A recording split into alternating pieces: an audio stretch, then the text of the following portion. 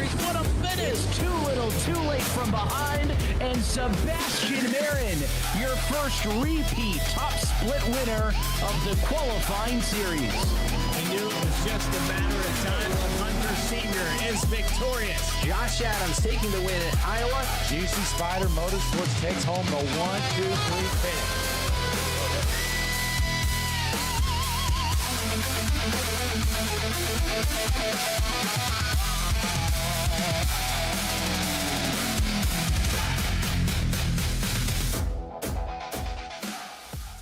Drivers, start your printers. To keep pace with the ever-changing landscape of marketing and advertising, let Clark Print Shop help you spot the trends and keep you in front of the pack with all your color printing needs. From business cards to invitations, menus to mugs, we can print anything you need on paper or your choice of over 3,000 promotional items.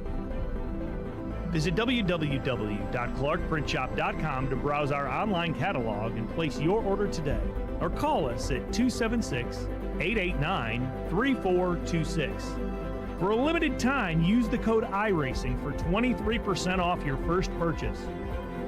The staff at Clark Print Shop looks forward to handling all your color printing needs. Introducing Tractor USA, the best way to buy and sell premium ag and construction equipment. Tractor USA was designed to be straightforward, simple, and affordable with zero commission and live auctions every week. Tractor USA auctions offer the finest selection of pre-owned tractors, combines, and other ag and construction equipment from across the United States and the world. Simply go to tractorusa.com to get started today. Walking and Rolling Costumes started when my son Reese was born with cancer. So when I was 3 years old, I got my first wheelchair. And he wanted to be Wall-E for Halloween that year. And so I knew you couldn't buy a costume to go on a wheelchair at that time, so I knew I had to build one. My dad ended up building a Wall-E costume out of a Dell computer box. When we were all finished, he loved it. We took pictures of it and shared it on social media. So many people started sharing it that we started getting requests from people we didn't know. In 2015, we decided to build them for other kids because people were asking, hey, can you build them for my kid? So we started the nonprofit organization, Walking and Rolling Costumes, and we build costumes for kids all over the nation, free of charge to the families.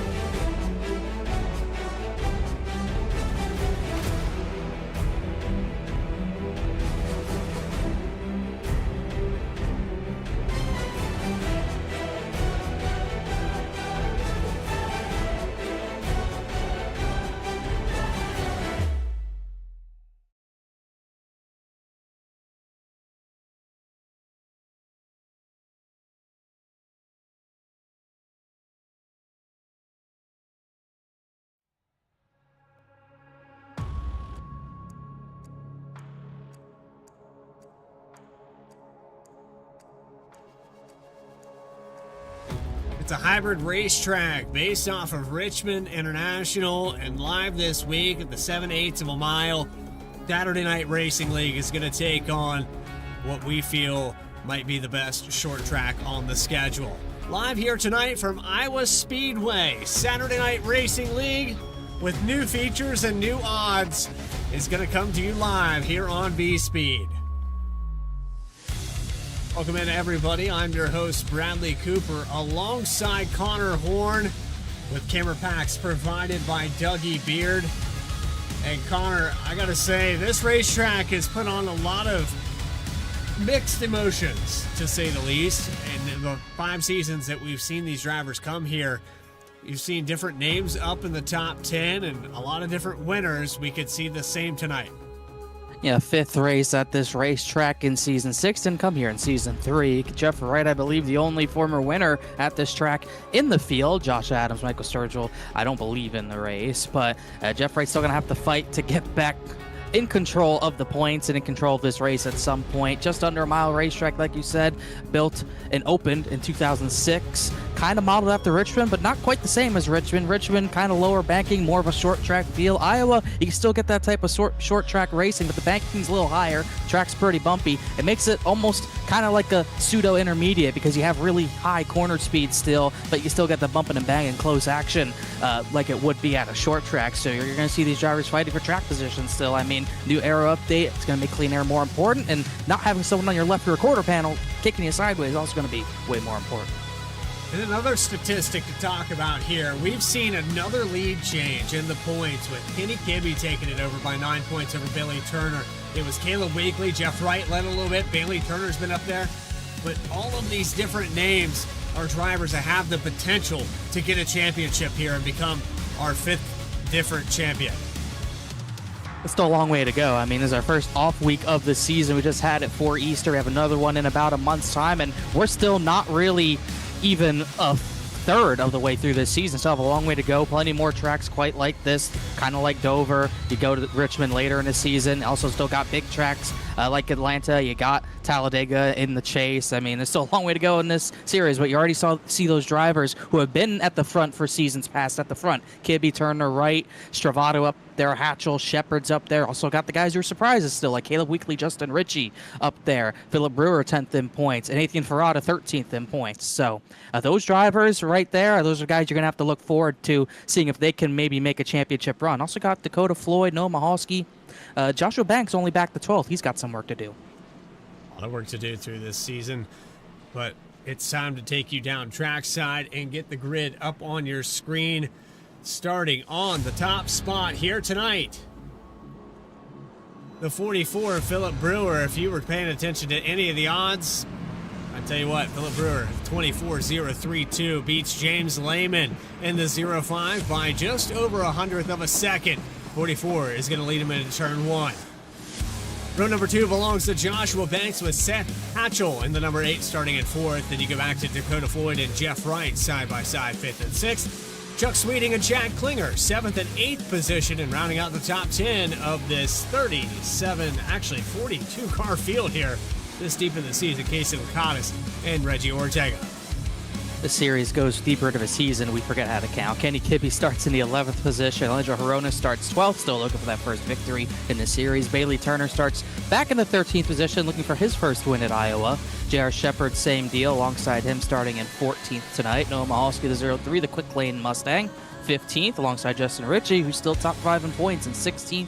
Ray Massey, 17th, looking to right the ship, get some luck going his way. Adam Cabot in 18th, low qualifying effort for him compared to what we're used to seeing. And then rounding out the top half of the field, Andrew Telganoff, SNR 500 winner, next to Eldon Stewart and one of the supers in the field in that one car. 21st spot's going to go to Max Koss with Logan Threlkeld in 22nd. We have Brandon Wallace and Bryce Shoemaker, 23rd and 24th for row 12. We got Kyle Peacock making his debut back in here in the 83, starting in 25th. Ben Lafter will start in 26th. 27th with Chris Hodges, Ryan Carlisle in 28th. Then you go row 15 with AJ Stravato, Michael Jones in the 22. Brian Chambliss, winner at Atlanta a few seasons back, 31st as we get the 1 degree this time. By Johnson New, the 86 returns, starting 32nd. Rob Hamp, who had a tough time at Martinsville, like a lot of drivers did 2 weeks ago. He'll start in 33rd. Caleb Weekly, still top 5 in points, but a long way to go to get to the front, starting in 34th. Elliot Butler, he usually runs pretty well, but he's got work to do. 35th. Stephen Davis, 50th career start in this series, in the Cup Series. He'll start 36th for that monumental start. Austin Belke, 37th, last driver who qualified on time. Tim Shinosky, 38th. Matt Shinosky right behind him, 39th. And Nathan Ferrata, still in that, I believe, Brendan Gaughan, Travis Quapple throw back in 40th, and then final 2 starters, Keith Shoemaker, the 88, Mark McFadden in the 5, 42 drivers. Probably the biggest field we've had at Iowa ever. Yeah, this is a big field, and it's been big all the way through this season. As you watch the 44 of Philip Brewer pace around here to lead them into turn 1. Should see the pace car come down, if not this time, next time by. They might have delayed the green, but they did not. So we're going to go this time around. Let's get ready to race season 6 in Iowa with Philip Brewer into turn 1.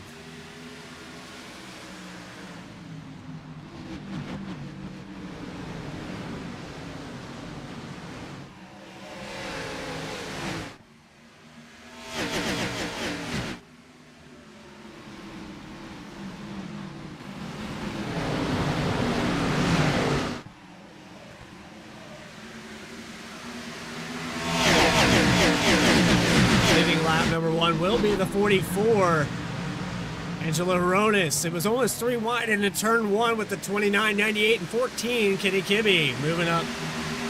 Dropped a couple positions there on the initial start. Now back to 14.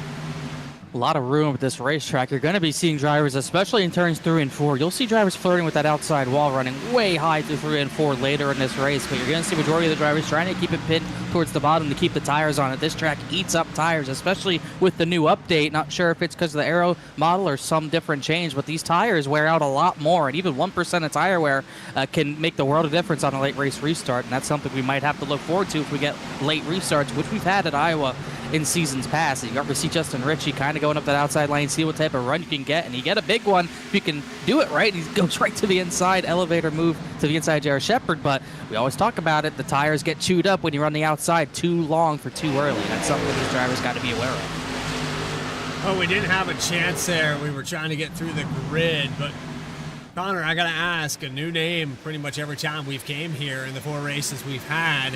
Who's your pick here tonight? Hard to bet against the 48, but I think I will. I like Joshua Banks at a shorter track like this.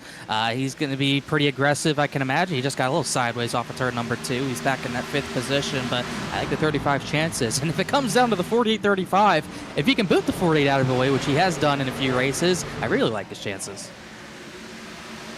Personally, I'm going to go with the 33. He's a little bit deeper in this field, but I'm going to pick AJ Stravato. He started in 29th. He's already gained 4 spots to get up here to the 25th position. But a long way to go for AJ Stravato. And we were talking about new features here. Saturday Night Racing League just recently launched their own website. So if you have a favorite driver, you would like to go online and pick your favorites for each week. Of course, it says modeled after your data, the SNRleague.com data. Jeff Wright, the popular favorite for 18 picks, and there was over 25 people that made a pick this week. And I'm sure it's only going to grow from there, but you can go to SNRleague.com and go to odds in the tab. Link in the description. Battle for the lead heating up a little bit here, Connor. James Lehman is all over the back bumper of the 44. We know his short run speed always shines. The long run speed always kind of a question mark with Lehman. So he's showing off that short run speed right now, trying to get maybe to the right rear of Philip Brewer, put him back to second, trying to kind of enter higher, exit lower, get a better run down these through the tri-oval and down the back straightaway, and it worked right there. He got that run off of 4 and got to the inside, but making that pass, especially into turn 1, is really tough. There's a huge bump on the bottom of turns 1 and 2 that you kind of have to go over and try not to get sideways across, and right there you just don't have that drive off that you need when a driver's pinching you down, so that pass is going to be tough to make. Hold it down there on the bottom off of 3 and 4. You can see that run kind of diminishes off the exit. Gets a good drive in, can get to the door, almost to the nose. Within 100th of a second there of the lead. Just can't complete the pass, and he'll go back single file, ride behind the 44 for a few more. And if Brewer is driving his stuff harder, trying to keep Lehman behind him, that works in Seth Hatchell's favor. Probably trying to maybe kind of stay in line, try to save some tire a little bit. Same thing for Wright and for Banks, as all the battling's kind of in the mid-pack, at least the middle of the top 15. Adam Cabot went to the top 3 wide. Chuck Sweeting, who had good qualifying efforts up there, just falling out of the top 10. Case Licata's also a good effort for him. He's into the top 10, and him in the 17 will go to battle. Cottis down one position now with Cabot passing on the outside, who's up 9. Reggie Ortega gets a little bit loose there off the corner, making a pass on Chad Klinger, all in the top 10. And then right there, that time Brewer did not get a good run out of 4, and Lehman was able to get that run off of turn 4. He's able to get the lead away. So a new leader here on lap number 12. They'll go to the 05, who started just outside the pole by 100th of a second. Continues here in the top 10. Look at the 17 of Cabot. He's not caring about tire conservation. He's caring about track position, trying to get to the front at some point. Those top 6 cars have kind of spread out. The battle for 7th, it's what's kind of stacked things up. Chad Klinger, Reggie Ortega won't let one another by, and it's kind of stacked up this line all the way back to 03, who's in 16th position. It's kind of like a mini pack here at a 3/4 mile racetrack. And you can see the 17 of Cabot, he's checking every time you see that wheel turn in. He's checking to see if it's ready to rotate and grip the track. He's going to pinch the outside of the 09 and maybe get to the door down the backstretch. Going to try the outside in 3 and 4. They still haven't settled it here for the 7th spot. Ortega not able to complete the pass out of 2. Now out of 4. The 09 is going to be pinned down, and it looks like the momentum swing for the 17. It's kind of the opposite of the conveyor belt that we'd see at Martinsville, with the inside line being the passing line. If someone gets to your outside at a track like this, if you don't have an avenue to get up to the outside part of the racetrack, you could have the rest of the field coming to pass you. And that's where Chad Klinger's at right now, kind of in danger of losing a number of more positions. 29 Hronis, you got Bailey Turner, who's actually going to look to the inside of Hronis. Then you got all the way back to that 03. You got the 03, then Case Lakatos up there as well. So 09's kind of in trouble, danger of losing some more positions. And that being said, Cap's still trying to gain position. She looked to the inside of Ortega, but he just can't quite get the run.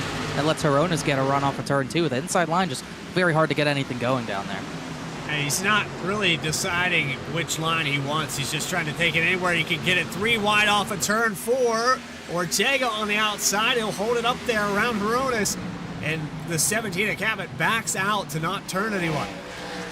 And that was really Reggie Ortega trying to test out a line there, trying to see if that third lane would work in 3 and 4. He just didn't have the rotation he needed. That kind of allowed Hronis to go to the middle when he probably wasn't trying to, and it put the 17 in the bad spot. Lost him a few more positions back to where he came from.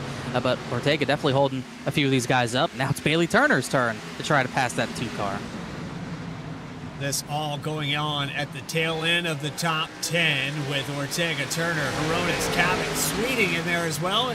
Then you have the 09 at Klinger, who's lost 4 spots. Lakatos has lost 4. Maybe some tire conservation. 18 laps into the race. We're going to look 3 wide again here through 3 and 4. Sweeting up high.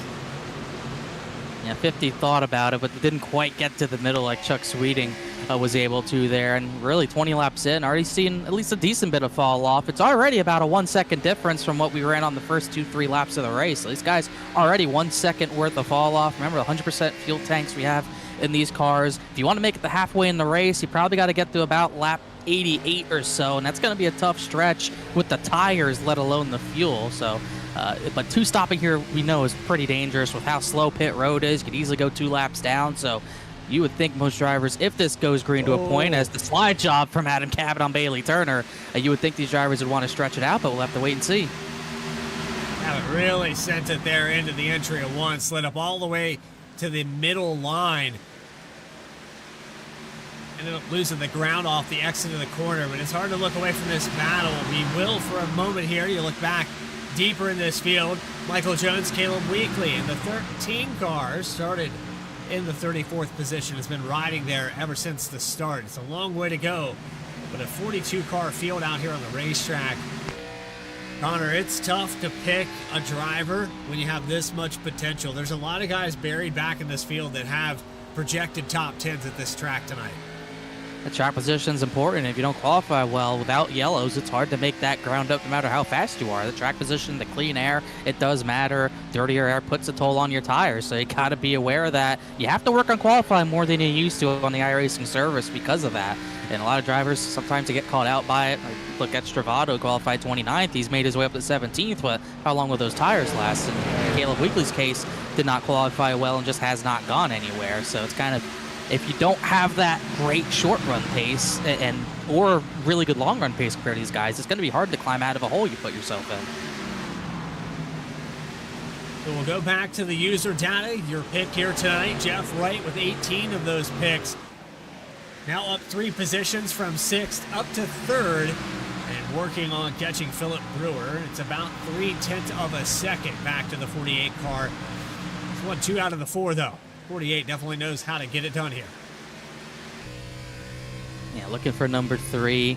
Only driver in this field that has never finished outside the top 5 at a race here, let alone the top 10. He has top 5s in every race here, even when he doesn't win. And that's something that, no doubt, not surprising. You're probably going to see him be the most picked driver at every race left except the super speedways. You might see Andrew Telganoff at some super speedways maybe get some love as well. But what you're really seeing is those guys at the front were able to sort themselves out, get single file pretty spread out. Didn't get that on Cabot Bailey Turner. That's where it's still pretty stacked up. Cabot got to the front using those tires, but he hasn't quite gotten away, and it's a pretty stagnant line. 10 cars in a row. Watching my pick here in 16th position. AJ Stravado starting to cruise his way up through here.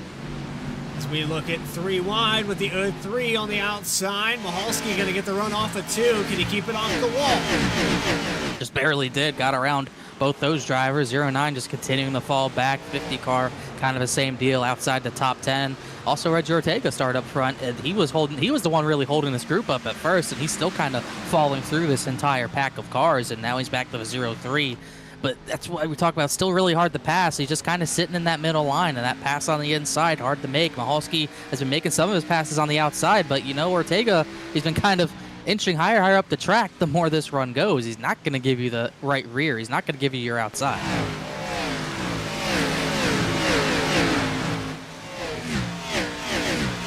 Leading green so far with just 1 lead change. It was James Lehman there around lap 18 that took it over and has since pulled away. 1.2 seconds ahead of Philip Brewer, your pole sitter.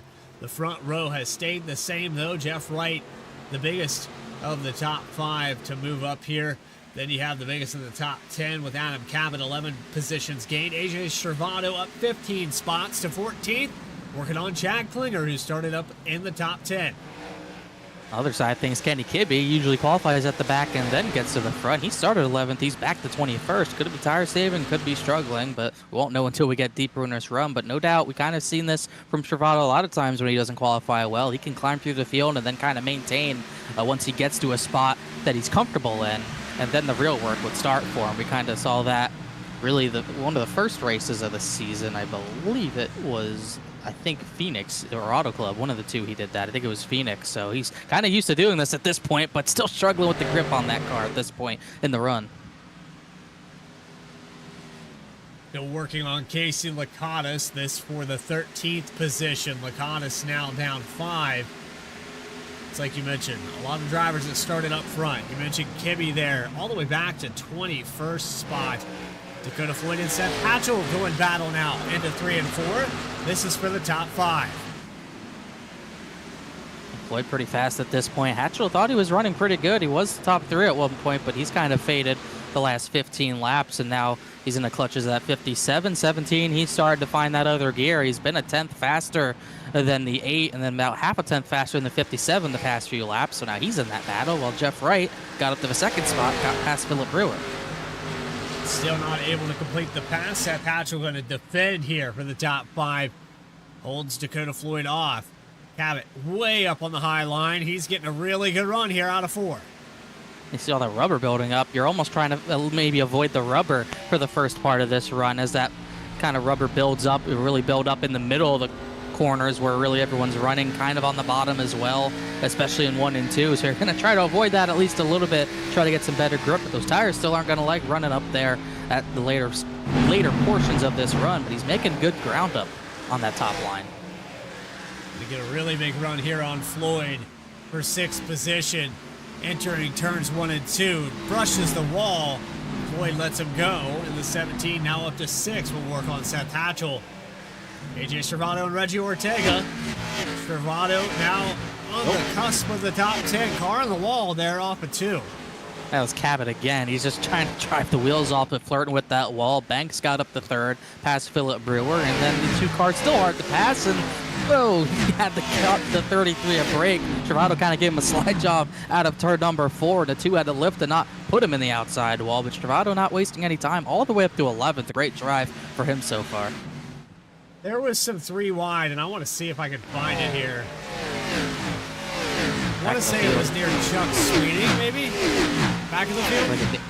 Like a Nathan Ferrata, Kyle Peacock, Elliott Butler. Those guys are fighting hard. That's about the 27th position that I think that 3 wide was looking at. Still battling pretty hard all the way throughout the field. We got to hear. There's Ferrata on the outside. Gave a almost boost to 4 Rob Ham. wide. And Ferrata trying to get through the field. He hasn't really climbed through the field like I thought he would. He kind of gave Hamp a boot into the corner there, and he's still kind of stuck behind the 18 a little bit. That's, once again, about 26th position. Ryan Carwell's back there. Not the run we'd expect from him, really, in that 71 car. Also, like we talked about, Kenny Kibbe's barely in the top 20. He's fallen back pretty severely at the start. And just hit the big Lehman and hit the wall. He's trying to run that outside line the way Cabot was earlier in the run, and Lehman kind of scraped it himself there. You're starting to see more and more drivers kind of inch up the track in 3 and 4. This is what we really anticipated to see. Carlisle and Threlkeld, 24th position as the 71 will look to the inside now into 1 and 2. Watching these drivers, though, it looks like this track, based off the weather, it's going to rubber up quickly, but then the whole track is going to turn into a hunt for grip. And that's why you're already seeing people experiment with it, moving up to the outside line. You know, you look at the stats, it's not too surprising Carl's not able to run that well. Average finish of 14.5 in 4 races here, so not one of his stronger tracks. We usually see him at the front, really at the 1.5 miles, bigger tracks, but this type of racetrack where it's kind of stuck between short track and intermediate, this track, for whatever reason, does not fit his style. Only 1 top 10 in his 4 starts here, and clearly still struggling. He's up 4 positions, but once again, not quite what he probably hoped for it by this point in the run. Speaking of struggling here, Elliott Butler really loose off of turn 2. Lost a couple spots to Ferrata. Now Kyle Peacock to the inside into 1 and 2 there for a moment. 6 car. Watch him off of turn 2. It is bad sideways. You drive the rear tires off, it becomes an issue, and I'm not sure we have the. I don't believe we have extra power. They did make an update where you can add some power to these cars for for hosted and league races. Don't think we got that, but still a decent amount of horsepower in these cars and not a lot of downforce means you're going to be sliding out of these corners if you don't keep the rear tires on. And Elliott Butler, unfortunately, that happens to him a little bit too more often than he would like to admit, and it just becomes a struggle bus off the corners here if you're not careful. I mean, we're already 2 seconds worth of fall off and we're going to look in the mid-pack. I think Hamp finally got the boot from Ferrata, maybe. I mean, Ferrata had been stuck behind him for a while, and I think Ferrata finally just got tired of it. Let's find out if there was any push there into the corner. Yeah, a little bit, but it was kind of before entry, but still put Hamp off, I think, put him into the wall, entering 3, and Ferrata got the pass done. Now Hamp lost him about 3-4 positions, and kind of what we expected, the 0.5 would fire off and kind of fall back, and here comes Jeff Wright's long run pace. 2/10 faster last time by, and he's pulled away from Joshua Banks. It's about 90 laps on a fuel run here, so no reason these drivers can't make it in 1 stop, based off the numbers that at least I was talking about in the pre-race with some of these drivers. And since we've went clean and green, those numbers are going to be even more of a factor. So far, so good. Jeff Wright trying to make a pass for the lead on James Lehman, 44 laps in. Even with the fresher tires Jeff Wright has, still a tough pass to make. He sent it into turn number 3, trying to slide up and get the 0.5, kind of to lift out of the corner. Was not able to get that to work. He will lead I believe, his first lap of the race, but couldn't quite clear the 0.5. That'll let Banks close in a little bit, but I think Jeff Wright will have this. Not quite. 0.5 throttled up. Is he going to make it off the corner? He will, but barely. Hit the wall. That's what it was right there. It got back to the throttle early. You had called it. That's the aftermath. That's the side effect of getting back to the throttle sooner than the guy to your inside. Oh, crash. Front stretch. Reggie Ortega, Chad Klinger No yellow yet. I think it will come out. There it is.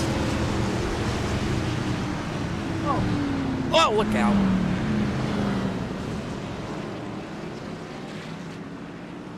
That was for Very about close. 12th position. There goes the one stop versus the two stop.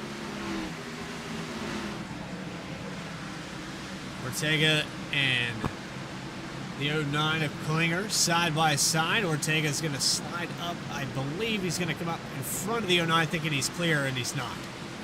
Yeah, that sums it up right there. He's trying to use up all the racetrack, probably pretty worn tires, and just 09 was there and no room to come up. That could have been a lot worse. A lot of cars barely missed that, but 09 and him had kind of been falling back at the same pace, and Ortega gets a good run through the center. Tries to come up, and the room's not there. So the first caution of the afternoon between the 09 and the number 2, and that should bring everyone down pit road here. This is good for the 05. I mean, he was really starting to fade there at that point of the run, and we probably still had about 40 laps left to run on those tires, so it works in his favor, I would think. Works out for the 33 and the 17, guys who kind of use their stuff up to gain some track position. Probably does work in favor of the guys who go on the long run, 48, 35, 24. This was about midway through the run there, and Casey Lakatos misses his stall. See, the number 1 stall helps Lehman out. Well, he doesn't have, he's the number 2 stall, but Jeff Wright got out first anyways, then Lehman, Banks, Brewer, and Hatchell 5th. It'll be Jeff Wright. Casey Lakatos will most likely come back down pit road. Gonna get a lap led, but gonna bring it back in.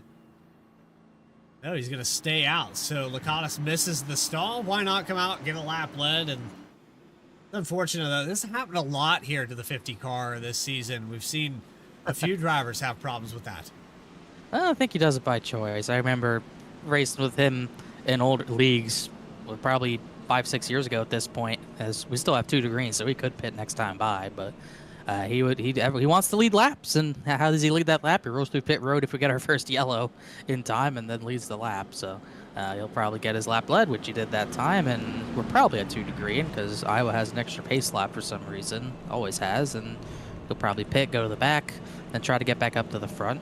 I don't understand why he does it. He's just always done it, and he had been kind of falling back through the field. He started in the top 10. He fell back to about 18th by the time that yellow came out.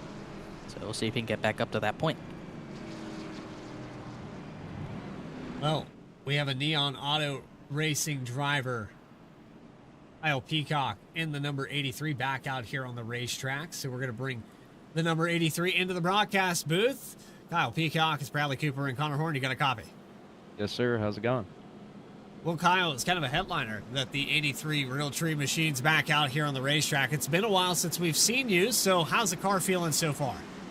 It's feeling pretty good. Honestly, I'm getting a little loose on exit, but still getting back in my groove of things since coming back. So got a lot to learn. So gonna use these the rest of this race to hopefully learn something and not crash. So knocking the rust off here for the 83. We appreciate you coming up here and talking to us. I know we were going to try to pull you up here in the booth before the race, but anybody want to shout out real quick before we put you back down? Shout out Neon Auto and everyone who helps put on SNR and VSPEED, obviously.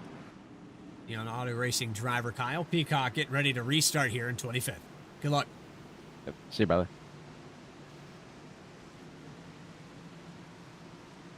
I think I put him back in the right place. We get set to go green. Jeff Wright going to lead him into turn 1 from the outside. James Lehman on the inside. And different names up here in the front row for this restart.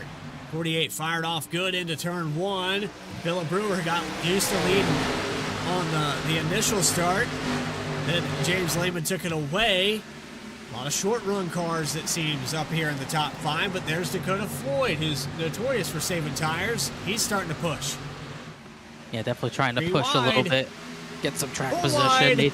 Oh boy, that's not going to work. Someone's got to give. None of them gave. We're still going to be 4 wide. Sweeting hit the bumps on the top side. Cannot run that high in 1 and 2, so he lost out. They're going to go 4 wide again. Here comes Cabot to the inside. They still want, oh, crash. Turn 2 at the back. Logan Threlkeld. 15, Chris Hodges is on the wall. No yellow for this. 31's in it, and there's no yellow for this. Yeah, there's 7 cars there. Now it's the yellow. 7 cars on the apron. That was a huge crash. We thought the crash was going to come from the 4 wide into 1 and 2, but it ends up happening at the back of the field. First car I saw sideways was Logan Threlkeld, and then a lot of people just got involved in it.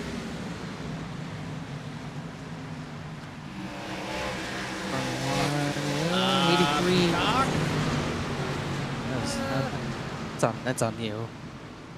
And then these guys just piling nowhere to go. Michael Jones had a hard hit. Hodges, 88, hit hard. That's about 3 or 4 cars that are probably going to be out of it. But it looked like 12 didn't have a great run through the center of the corner, and then the 83 kind of poked his nose just wrapping the bottom, and they kind of met at that point in the run in the center of the corner and just came together.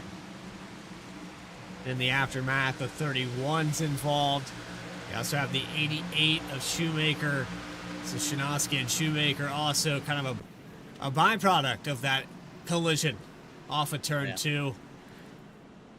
That's unfortunate. Threlkeld was running around the 23rd, 24th position for a lot of this race. Ends up with some damage on the back end. 5 cars there on the apron of the racetrack. And thank goodness it did throw the yellow, though, because a lot of those guys probably would have ended up a lap down.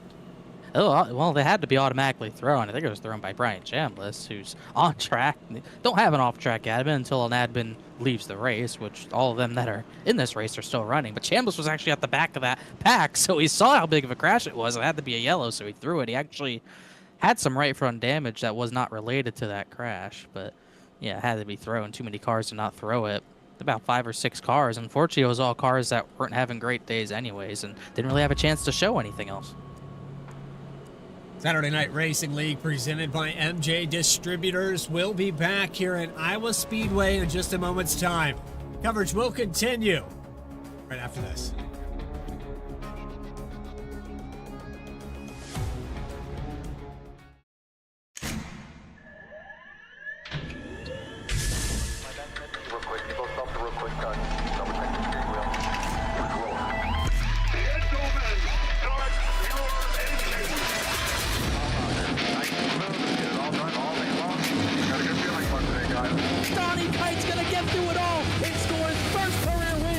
Saturday Night Racing League Cup Series. What a finish! Too little, too late from behind, and Sebastian Marin, your first repeat top split winner of the qualifying series. We knew it was just a matter of time. Hunter Sr. is victorious. Josh Adams taking the win at Iowa. GC Spider Motorsports takes home the 1, 2, 3 finish.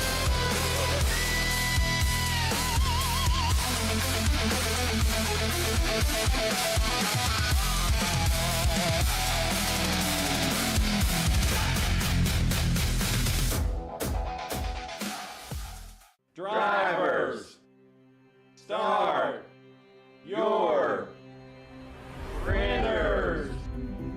To keep pace with the ever-changing landscape of marketing and advertising, let Clark Print Shop help you spot the trends and keep you in front of the pack with all your color printing needs. From business cards to invitations, menus to mugs, we can print anything you need on paper or your choice of over 3,000 promotional items. Visit www.clarkprintshop.com to browse our online catalog and place your order today, or call us at 276-889-3426. For a limited time, use the code iRacing for 23% off your first purchase. The staff at Clark Print Shop looks forward to handling all your color printing needs. Introducing Tractor USA. the best way to buy and sell premium ag and construction equipment. Tractor USA was designed to be straightforward, simple, and affordable with zero commission and live auctions every week. Tractor USA Auctions offer the finest selection of pre-owned tractors, combines, and other ag and construction equipment from across the United States and the world. Simply go to tractorusa.com to get started today. Walking and rolling costumes started when my son Reese was born with cancer. So when I was 3 years old, I got my first wheelchair. And he wanted to be Wall-E for Halloween that year. And so I knew you couldn't buy a costume to go on a wheelchair at that time. So I knew I had to build one. My dad ended up building a Wall-E costume out of a Dell computer box. When we were all finished, he loved it. We took pictures of it and shared it on social media. So many people started sharing it that we started getting requests from people we didn't know. In 2015, we decided to build them for other kids because people were asking, hey, can you build them for my kid? So we started the nonprofit organization, Walking and Rolling Costumes, and we build costumes for kids all over the nation, free of charge to the families.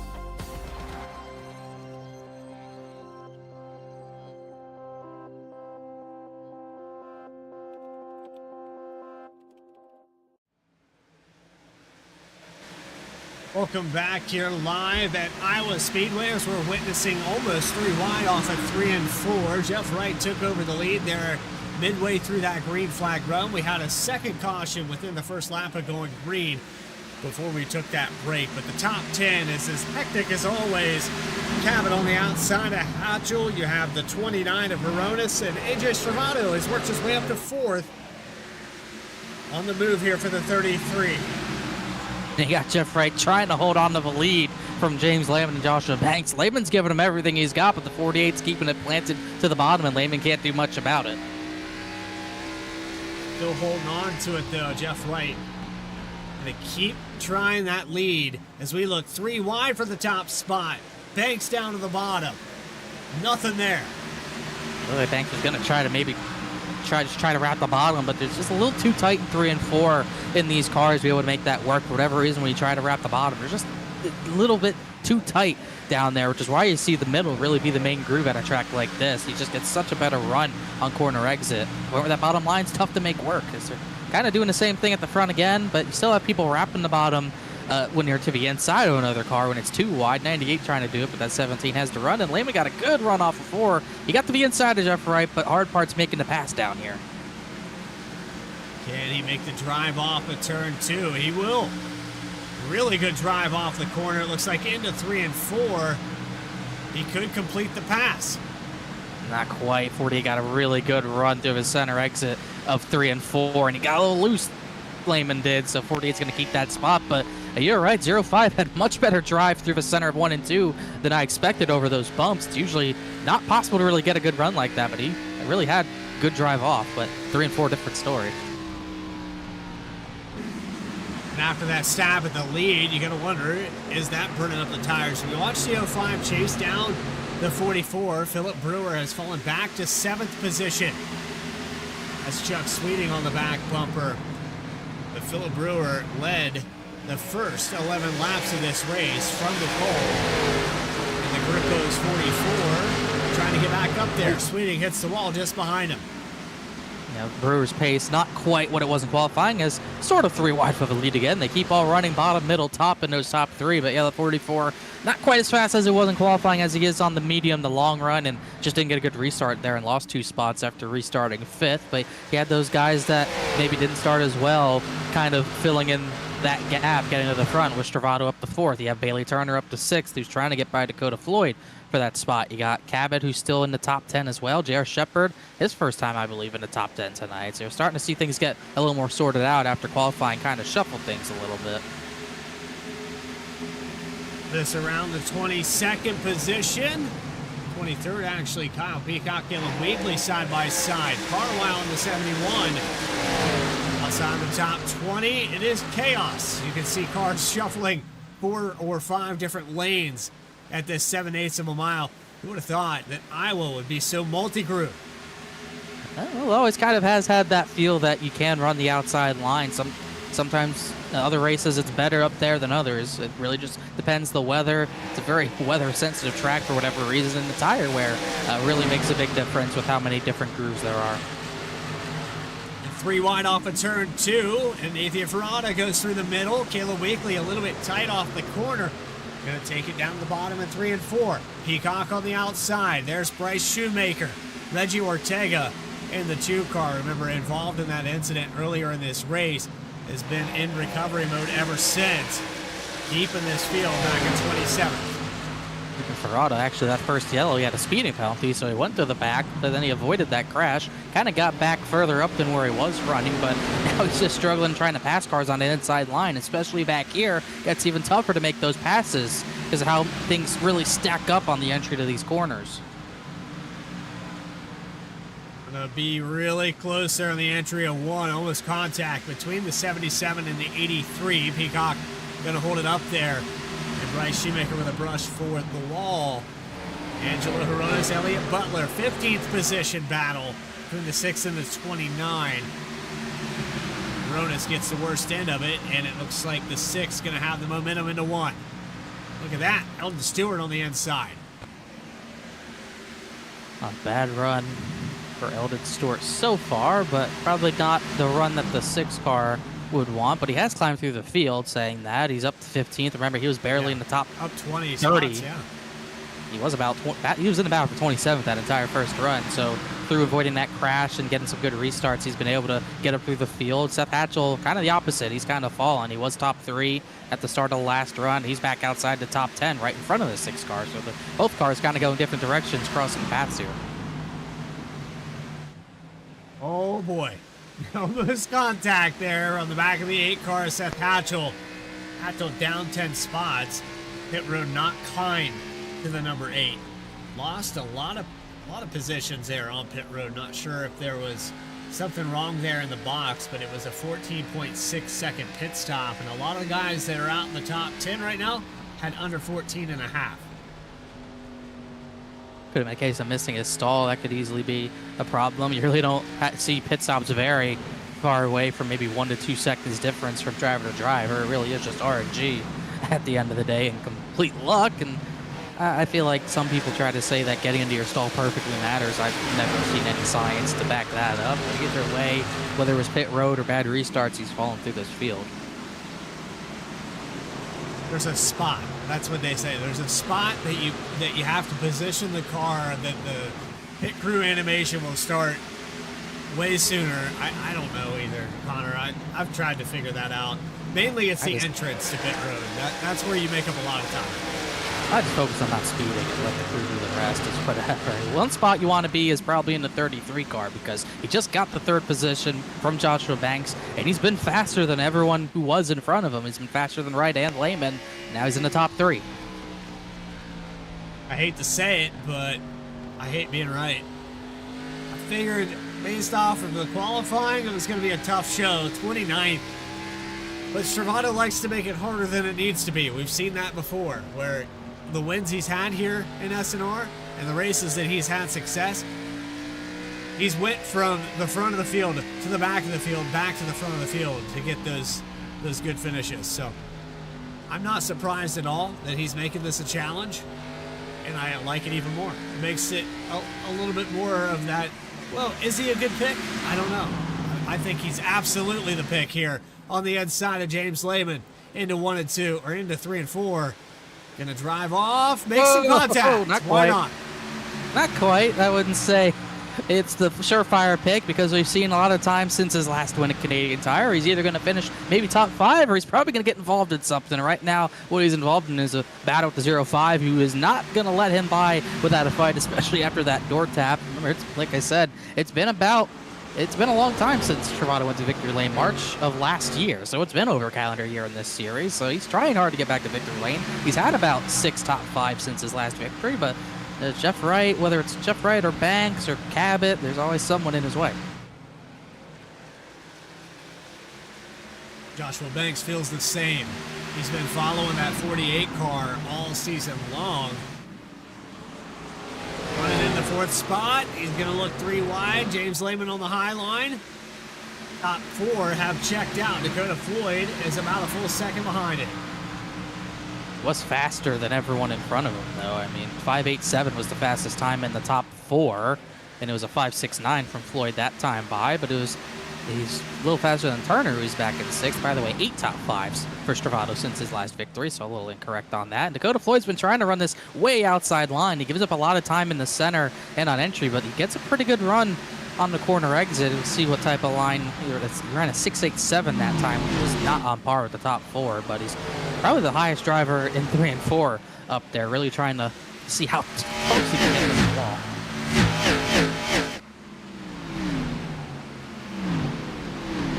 Well, we're approaching that halfway mark, and you know what we like to do here on VSPEED. It's a perfect opportunity to find those remote controls, turn up those hearing aids, and let's get loud.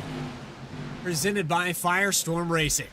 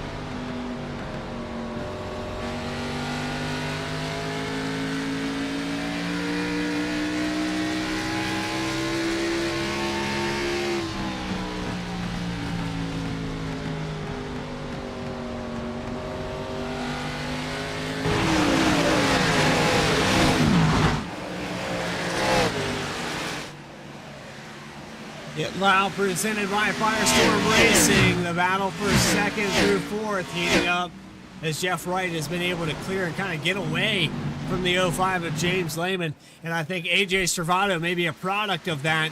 He's been racing side by side repeatedly, and that's allowed Joshua Banks to get into the picture.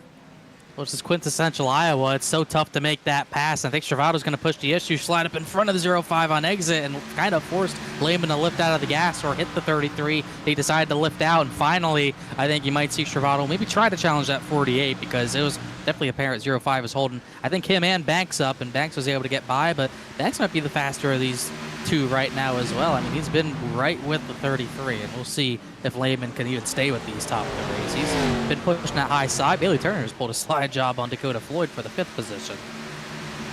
As time by, you can see the lap times about half a tenth faster than Jeff Wright for AJ Stravado and Joshua Banks, so about 0.03 of a second faster, 0.02 rather. It's tight. Top 5, like I said, the top 4 have checked out. It's 0.6 back to Bailey Turner, who got around the 57 of Dakota Floyd just a moment ago. Yeah, finally we get that pass done. It was another kind of case where that outside line, the driver running that outside lane was just kind of playing defense because he knew that he was just falling off on the long run, but Turner just couldn't make that pass. He just finally got a run out of turn 2 and was able to drive into 3 and slide up in front of the 57. I think part of that was the 57 facilitating that pass. It looked like Lehman maybe hit the wall in front of the 24 just a little bit, but it just shows how tough it is to make that pass. And right now we're seeing 2 distinct grooves. I thought the inside line near that yellow line in 3 and 4 wouldn't quite work, but it seems like more drivers are running that than the middle. You're seeing either drivers next to that outside wall in 3 and 4 or right towards that yellow line. But not seeing the outside line, the third line in 1 and 2 because there's too many bumps up there. You can't really venture past that second hash mark in 1 and 2. You see this field very spread out, but a few cars at risk of going a lap down. Matt Shinoski just now entering turns 1 and 2, and you go back here to Jeff Wright. He's in the middle of that corner now, down the backstretch. So a little off the pace. Remember, the 31 got involved in an incident earlier, and you have 3 cars off the racetrack. You have Christopher Hodges, Keith Shoemaker, and Mark McFadden all off of the racetrack. So that brings us to 39 with Michael Jones 2 laps down, running in 39th position. Also with a ton of damage. I don't know if he had that. I thought he had repaired his damage, but apparently not. So a lot of damage on that 22 and wasn't able to repair it, much like the 31. Threlkeld's still in the race. Sanu's still in the race. Both of them have pretty big damage. And starting to see that battle, probably not quite a battle, but maybe getting a little closer the past few laps. Travado had been faster. That time him and Jeff Wright kind of were pretty even on times. Really all the top 3 had similar times, within 100 of one another. Bailey Turner actually the fastest driver in the top 5 that time by, but he's still got to deal with the 0.5 at Lehman. He's pretty close to the back bumper now. And for those of you watching, again, a reminder, next week, before qualifying, you can check out snrleague.com to submit your picks for this race. And the top 3 drivers, based off of user data, you had 18 picks going to Jeff Wright this week. Joshua Banks with 12, and AJ Stravado 7 times on the pick. It's the tab on the top right for odds. Log in and pick your favorite drivers. There's all kinds. I was really impressed there. They unveiled this. Connor, I know we were talking about in the pre-race. There's so much going on there, and it's kind of a virtual page there. Simulates kind of that online sports betting, but disclaimer, it is not. It's all for fun, but it is neat. All the stats are there. There's a PDF file that talks about every racetrack that we've come to and the stats that every driver's had as you watch second place there as Banks takes it over. But it's just incredible how they are able to integrate that. I think the interactiveness of that is going to help push SNR to the next level after 6 seasons. Yeah, I would definitely say if you're spending money to bet on SNR, you should probably call your bank. Oh, crash out of turn 2, and Nathan Ferrata and Stephen Davis have crashed. And the caution's out again. Stephen Davis in the 60 is around. Ferrata had contact. He makes it away clean, but the 60 in the UPS Ford Mustang going to be heavily damaged on the front end. Take it back on a replay and see what happened to the driver to the number 60.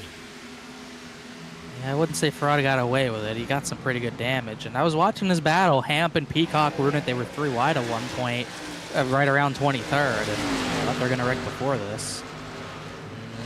Ferrata was down the track. 60 was coming up the track. They kind of just met, and incident occurred. And it's another kind of the same thing with Ortega and Chad Klinger out of 4, where one driver's not as similar, but kind of the same as everyone pits. It's a not clear. That's the similarity there. Yeah. Definitely a similar deal, except this time the 60 spun down the track. But it kind of eliminates green flag stops. We had one more stop, and this, if we went green from here, this would be getting you to the end. So no green flag stops almost certainly. So getting in and out of your stall this time is going to be pretty important. Jeff Wright going to find his pit stall. He is led now 55 laps from 6th position. He's going to down the jack and pull out ahead of all of these drivers. First one off of pit road going to be the 48. 3 wide battle for the top 3. Matt Shinoski staying out, I believe, on the racetrack. Lucky dog. That's actually great timing for him. He had just went a lap down when that yellow came out. Like, he had just gotten passed by the 48. So maybe a little bit of bad luck that it didn't come out 3 seconds earlier from the 31, but he does at least get the lucky dog. So the lucky pass position going to go to Matt Shinoski. He'll bring it back down pit road, but I'm not sure if bringing it down pit road, he wasn't past Jeff Wright. Will he still get that free pass position? Yeah, he passed the pace car. He'll be fine. All right. Ferrato's going to come down. He's got more damage to repair. He really didn't. Thought he got away scot-free, but a lot of right front damage on that 77. Well, we have another opportunity here to pay some bills for Saturday Night Racing League. You are watching VSPEED. More coverage at Iowa in just a moment.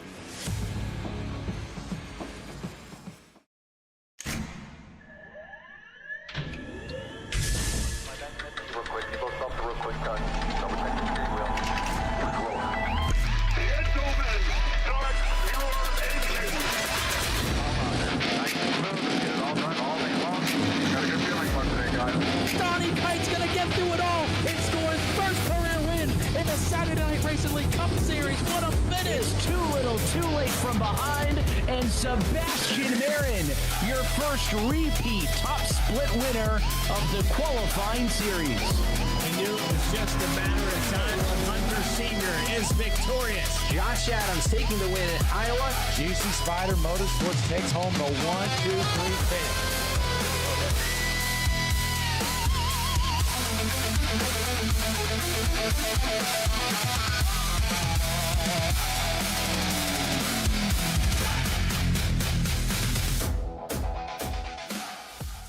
Drivers, start your printers. To keep pace with the ever-changing landscape of marketing and advertising, let Clark Print Shop help you spot the trends and keep you in front of the pack with all your color printing needs. From business cards to invitations, menus to mugs, we can print anything you need on paper or your choice of over 3,000 promotional items. Visit www.clarkprintshop.com to browse our online catalog and place your order today, or call us at 276-889-3426. For a limited time, use the code iRacing for 23% off your first purchase. The staff at Clark Print Shop looks forward to handling all your color printing needs.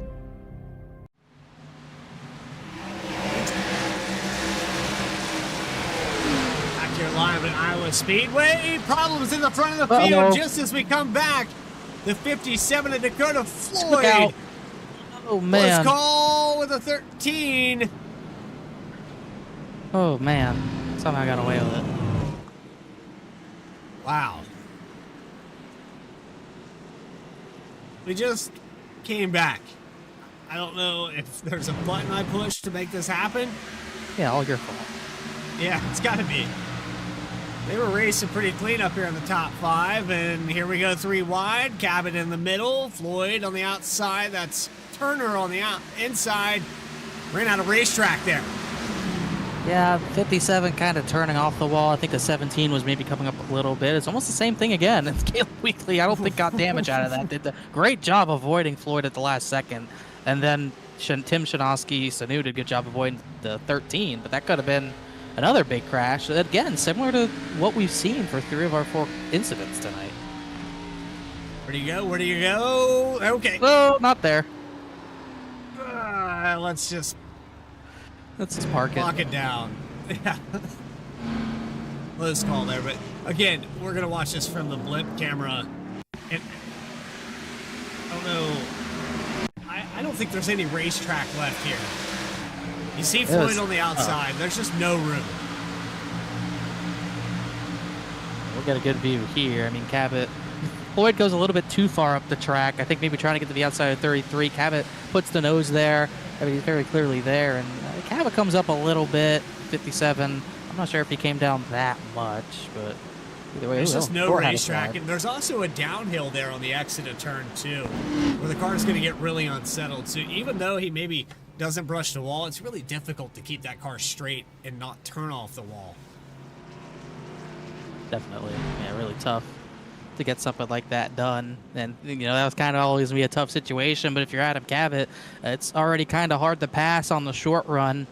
You see a gap to go for the middle, and you're going to go for it. I mean, if he backs out of that, he might get passed by a few drivers behind him. So he's kind of in almost a no-win situation where he might cause a wreck. Probably won't really gain a spot out of it for the next few laps, but you kind of have to go for the gap when it's there in that situation. So it's Jeff Wright, James Lehman, Joshua Banks, AJ Stravato, and Philip Brewer on the top 5. Abbott there with contact.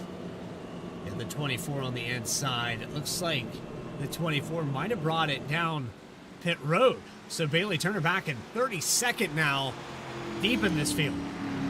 Kind of surprising. I didn't see him get any damage out of it, but definitely seemed like he got maybe at least fuel or tires. I don't think fuel was going to be.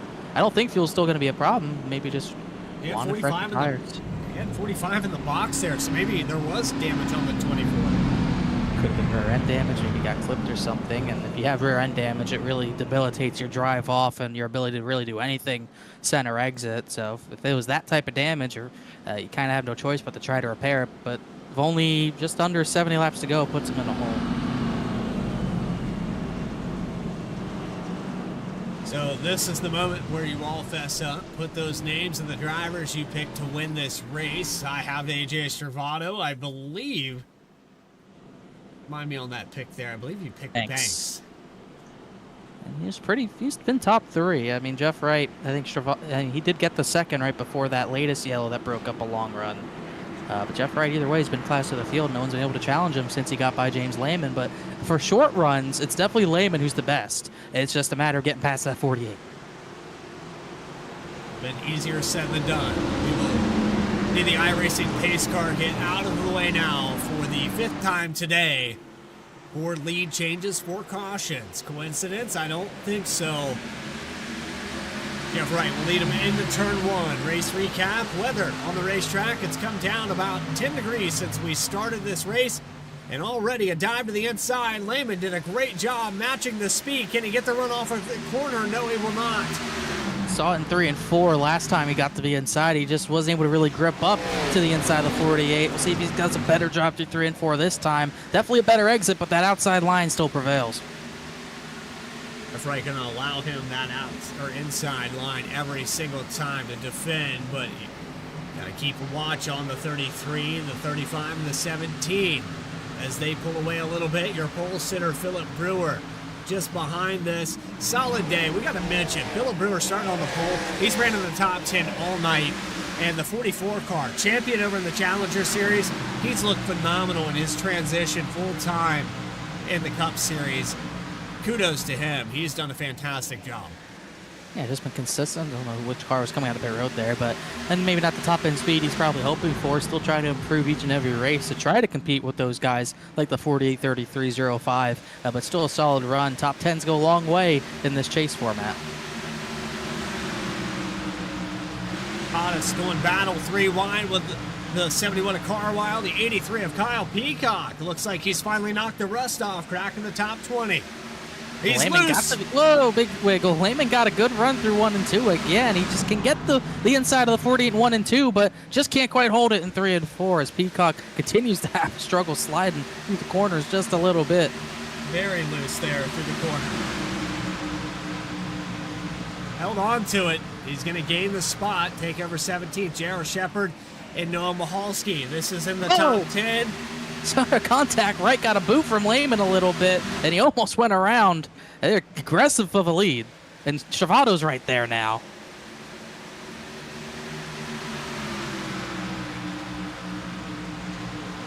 Let's see if we can risk going back and taking a look. These are almost 3 wide for the lead. 33 is looking for his avenue. He thinks this is a chance, closest he's been to the 48. He's going to get him loosened up being on his left rear like that. He's actually going to get to the middle 3 wide.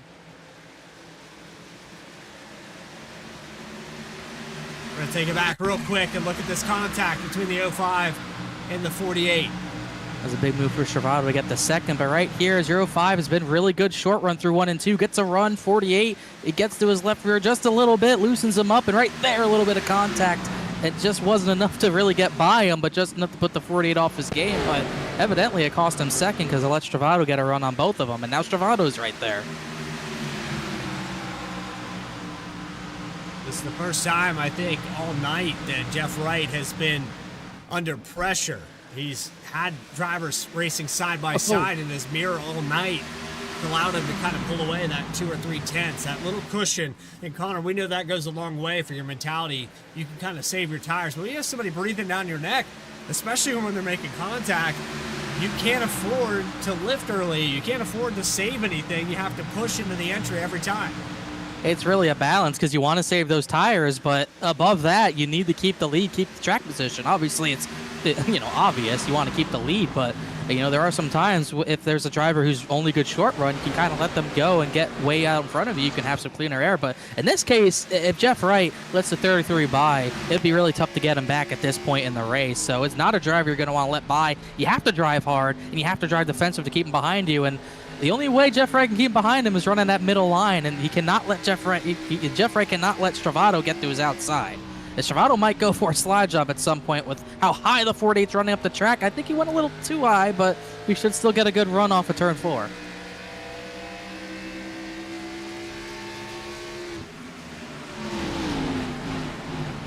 think that high line is just so difficult to make a pass. We almost have contact between the 35 and the 17. Abbott ran all the way up to the outside wall. There was some netcode type contact. 35, almost like he hit the apron entering one so low, and then he just drifted up the track into 17 at Cabot. And those are two drivers who have raced each other a lot over these seasons in SNR. Battle continues. Kibbe now on the move. We watched how many times during the season. Now looks like Kibbe's picking up where he left off. Up 2 spots into the top 10. I'll give Kenny Kibbe the benefit of the doubt here and say he has a top 5 car if he can figure out a way around the 98. And remember, he fell back outside the top 20 the first run of the race, and he's really just now recovered to get inside of the top 10. So he's done a good job recovering, getting back up through the field a little bit. I'm trying to look what Turner's gotten to. He did have damage. He's back up to about 23rd, and it looked like him and Reggie Ortega had contact, but he was able to keep it straight. We're back in around the 28th, 29th position. It's still a long road here for the 24 of Turner to get back up into the top 10 where he was running earlier in this race. Look at the 2 or 3 battles ahead of him. Justin Ritchie has his work cut out for him, trying to get around Seth Hatchell. Another one of those cars. Seth Hatchell has been in and out of the top 10. This is hanging on the fringe of it in 13th position with Justin Ritchie. Gonna peek to the inside, all over the back bumper into 1. And remember, 5th in points coming into tonight. Stravato is behind him. Right now, he would pass him. He would probably pass Caleb Weekly as it stands, though, which would even it out. And he's not too far behind. He's in the battle with Seth Hatchell for that spot, obviously. So right now, be looking pretty good for him to maybe stay in that top 5 position. A lot of action going on around this racetrack. Bailey Turner on the outside of Ben Lapter. 64 car will take an on-board shot and live camera feed from the 24. 64. Yeah, looking at the 24. Sorry about that. He would like, I'm sure he'd like to drive the 24. It's definitely not fixed setups or anything. Actually looking at Kyle Peacock now. Turner got by Peacock. He's up to 21st. New paint scheme on the 64 this week. Ditching the OKC colors for the time being. The battle, tight battle, Johnson knew. Got to his inside kind of out of nowhere there.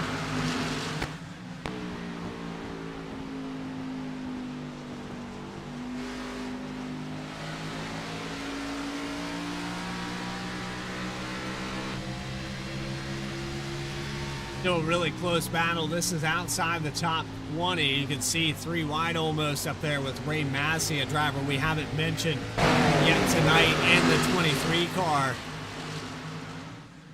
Go up here just a few positions ahead. You've got Rob Hamp, Ryan Carwile, Casey Lakatos, and another driver that's been quiet, Max Koss, in the top 20. And then car between Max Koss and the driver I was talking about is Bailey Turner, but Andrew There's 3 wide. Look out. See if they sort this out. Koss hasn't done much tonight.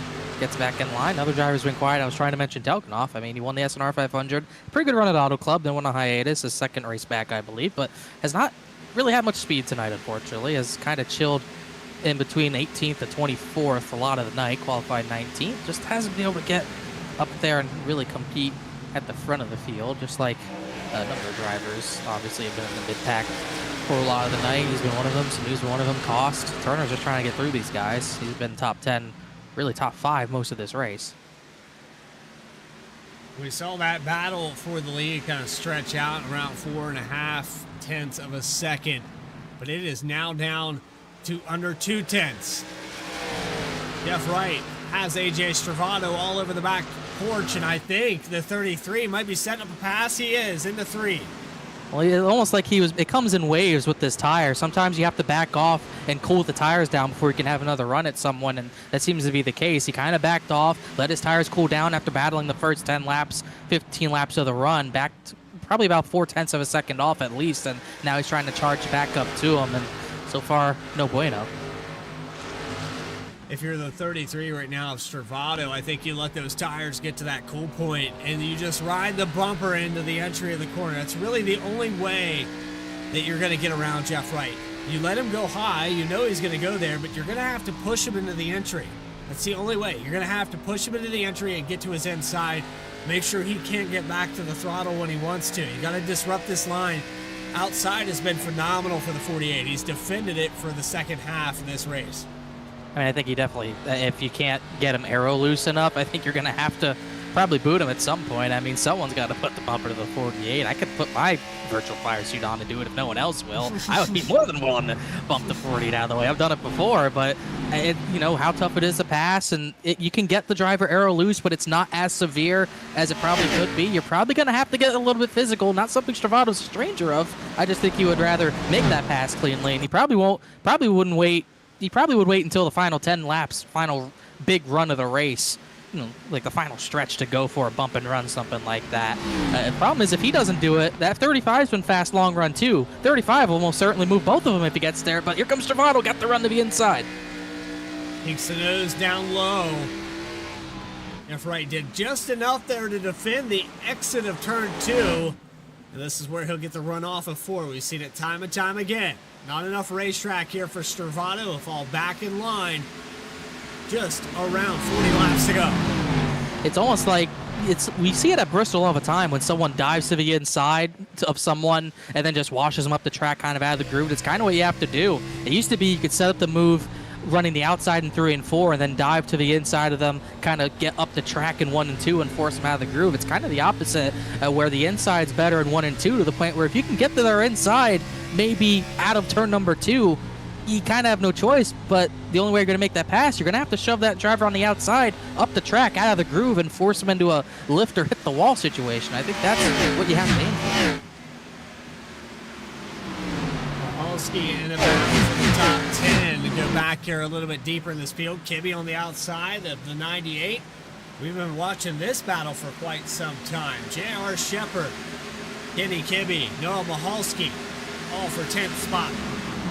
There's battle all around the racetrack. There's really no calm point on the track, especially when you got Bailey Turner trying to still come through the field. He's got 16th. He's not too far back from that battle with Kenny Kibbe. Even further back than that, the battle for 24th, 25th is still pretty strong. Bryce Shoemaker, Koss, Floyd with his damage, still trying to get through the field as well.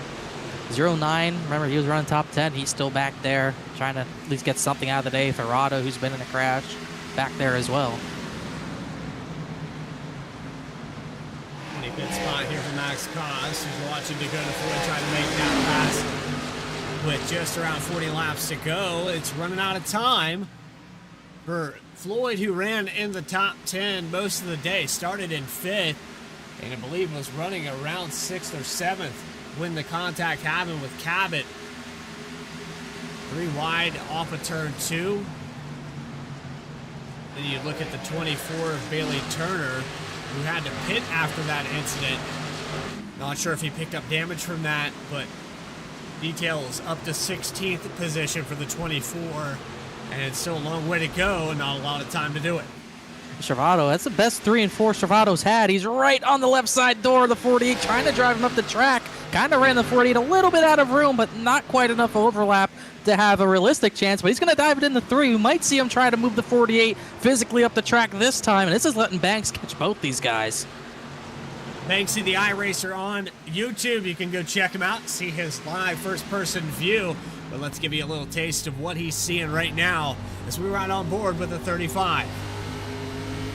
Yeah, the best thing for the 35 is to keep his stuff on it and see these drivers race each other really hard. And then if one of them starts to fade, then that's when he really has to push his stuff. But I think they're both pushing their stuff. The 33 is giving the 48 everything he can. And, you know, if I'm the 35, I like where I'm at. If they kind of cross up each other, he can just scoot right on by.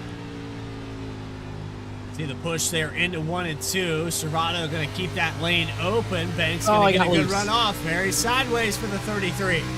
That was going to be his best chance if he just didn't get sideways out of 2. He had a really good shot of getting overlap on the 48, maybe pulling a slide job, but now he's got the 35 on his left rear, and that's going to let the 48 get away.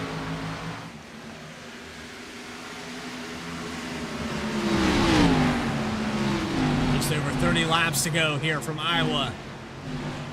You're watching the top 3 battle it out, all separated by about 0.2 of a second. I can imagine Stravado's probably frustrated because he probably got a little arrow loose with the 35 down there. He's probably thinking, man, why can't you just let me try to get him and then I'll let you by? But both drivers want to go and they're running out of time. They're almost at 30 to go, and it goes fast when they're running 26-second laps at a track like this. But, you know, I think maybe 35 thought better of it, let the 33 get it gathered back up. But 48, Jeff Wright, he got enough room now where he can at least calm those tires down a little bit.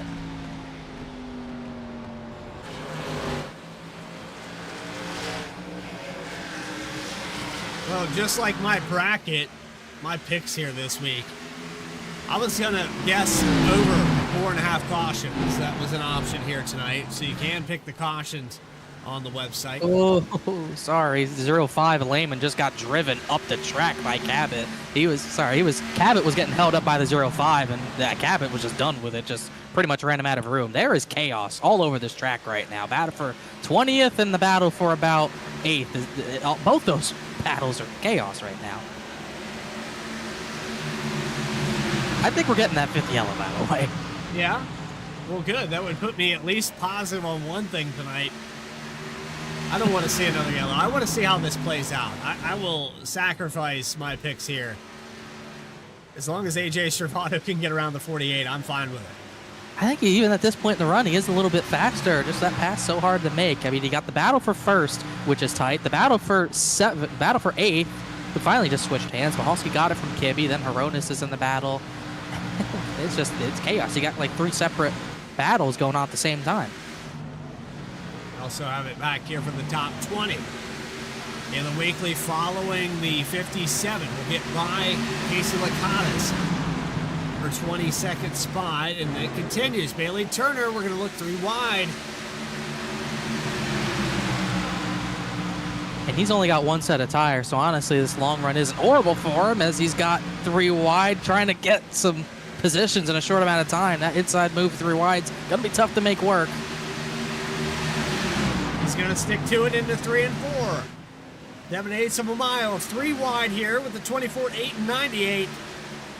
Yepard loose on the outside. Yes, it's just a little bit too bogged down when you get put pin 3 wide to the bottom. So he just, even with the pressure tire advantage, he just can't make that work. He's got to be a little patient, gather it back up as, once again, Servato looks to the inside. 48 just can't quite get what he needs to down there. As Cabot's running the wall, Lehman's running the wall, 75 up there as well.